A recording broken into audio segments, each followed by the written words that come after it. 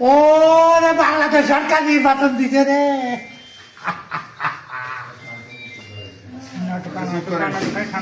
আমার সুদারে ইফতারি করার 10 মিনিট আগে আমি মসজিদে যাবো ইফতারি করতে, এর মধ্যে আইছে। অপরাধ ছিল কি আপনার? আমার বাড়ি আইছে। আপনার অপরাধ কি ছিল?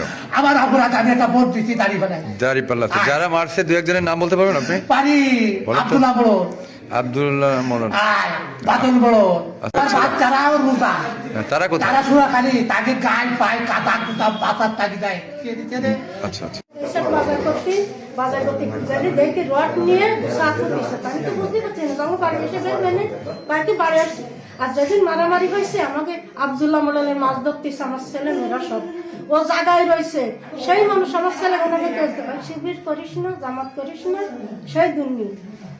বাড়ি আব্দুল্লাহ আব্দুল্লাহ মোড়ল, হ্যাঁ আব্দুল্লাহ মোড়ল, আব্দুল্লাহ মোড়ল আমি দেখাইছি বাজার, আমি বাজার করে নিয়ে আসছি, কাকি বিটিকে দিয়ে বাজার করেছি, আমি তো জীবন করিনি, আমরা যাইনি। সে আমি দেখছি রড গুছা গুছাচ্ছে, আমি বলছি আমার তো কেউ আসবে না, তা খালি খালি রড গুছাচ্ছে। আমি বাড়ি যা করছি এই মাগরিবের জানের সময়। কজন ছিল?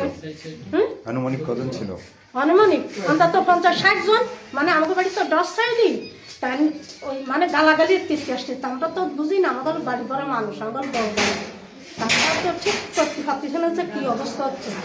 ওইভাবে বক্তি আসতেছে। তার মধ্যে আমার একটা বিয়ে নাইছে বেড়াতে, ও দৌড়াইসে করছে ও বিয়ে বলাও মানুষ আসছে। এর মধ্যে খুবই শর্টে, এর মধ্যে যাই অমনি ঠাইসে দৌড়ে ফেলায়, তারপরে রডে পিস্তল বাড়িছে।